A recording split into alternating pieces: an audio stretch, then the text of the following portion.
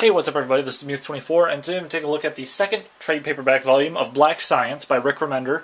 I talked about in the first review that this is sort of a throwback to speculative fiction, sort of the classic science fiction stuff of Bradbury and Asimov and that sort of thing. And that vibe definitely continues here. There are some very strange and very cool creature designs and world designs at play here, but it also keeps its scope sort of limited a little bit, in that it doesn't want to go into all these wild different directions without having a purpose for it, right?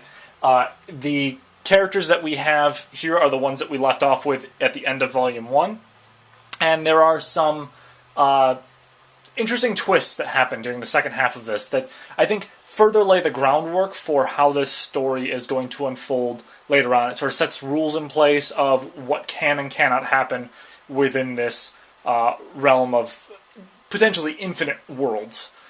Because that's a whole idea that we got in the first volume, was that the number of worlds we could visit, the number of alternate realities here is theoretically infinite.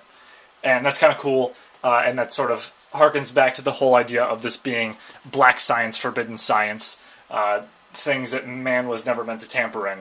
And some of the individuals that they come across in the story sort of reinforce that idea of, you've opened Pandora's box, right? Once you've opened it, going back is going to be really hard. So, in this story, some of the major characters that we get to see more of are the kids, actually, which I think is great. We also get to see more of Kadir, and this volume definitely starts off with a bang. We get a sense that, yeah, maybe there was some stuff that happened between the previous volume and here, but it doesn't really make a huge difference, because where the last volume left off sort of bleeds directly into the plot of this particular story. We do get a new character or two, and I like the way that they chose the characters that they have here, the sort of role that they play in the larger story for this particular volume. We also get a little bit of a history on some of the other worlds they visited, how these technologies sort of came to merge in these weird settings, and how these sort of different aliens or different creatures or different technology forms are perceived by individuals who maybe hadn't encountered them before. But like I mentioned, the kids are sort of the main focus of this, as well as Kadir, and sort of the responsibility that he feels for certain events that happen at the end of the first volume. We get a better understanding of why these kids are not a fan of their dad's lab assistant, and how it sort of pushes towards this the sense of everyone for themselves, until very much at the end. We sort of see characters, becoming resourceful, becoming more bold in these strange worlds that they're encountering. I also like the fact that the worlds that they are designing are wonderfully alien, wonderfully bizarre, and, like I mentioned, do throw back to that sort of adventurous style of science fiction storytelling. You have just some crazy cool creatures and environment designs, and the color palettes are great. There's also this fact that, there's a threat at play here just from the pillar itself, in that time's going to jump whether they're ready or not. So, they have to get back to the arrival point within a set time period, otherwise they're going to get left behind. And I think that's something that's probably going to play in later volumes more so, is that, someone's probably going to end up getting left behind. It doesn't really happen here, but it's always sort of this constant looming threat of, what is the pillar going to reset to time-wise when we get to the next planet or next reality or what have you, and what threat are we going to find that's going to separate us all, that we have to find ourselves back together, have to find a way to get ourselves back together again. We do have some concept art here at the end, some throwbacks to previous volumes here in full color, as well as some new stuff for this volume, like the telepathic millipedes and the fish horse creatures, as well as some really cool like fantasy medieval armor there that Kadir wears at the beginning of this. I really like the direction this is taking.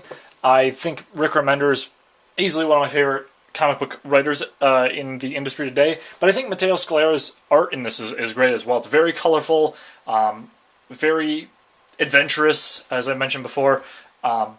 It definitely stands out kind of on the shelf among all these other graphic novel collections that I have, and it's a very distinct style of character design and sort of the proportions that he draws with them. I wouldn't say it's quite cartoony, but it reminds me of sort of like old comic strips as sort of the character proportions go. But that said, this is shaping up to be one of my favorite comic books of all time, which may be a little premature of me to say, and I am a little wary in saying that.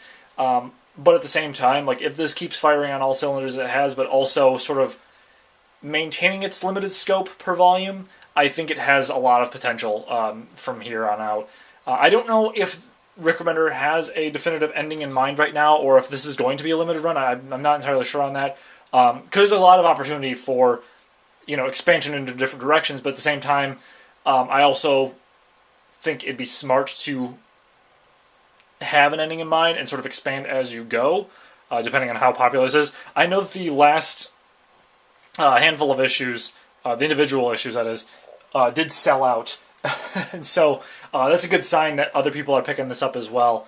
But at the same time, like if this goes as an ongoing series for too long, I'm almost concerned it could go the route of Saga, which, for those of you who have watched my Saga reviews, I'm a little disappointed with the direction that series has been taking, because there's so many threads out there that just Brian K. Vaughan hasn't done anything with. So I'm sort of hesitant to continue with that particular series. So with this, I'm glad the fact that Rick Remender has been limiting himself with each new volume. There's some really cool ideas at play, some really cool and fantastical worlds, and some interesting conflicts that arise out of the characters being set in those locations, but at the same time, he doesn't spread himself too thin, and I definitely appreciate that, because you only have 6 or 7 issues per volume to work with. Unfortunately, the third volume doesn't come out until like October, so I gotta wait a little while for that, but this second volume is great, and I am glad that I can sit down and read through these 6, 7 issues at a time.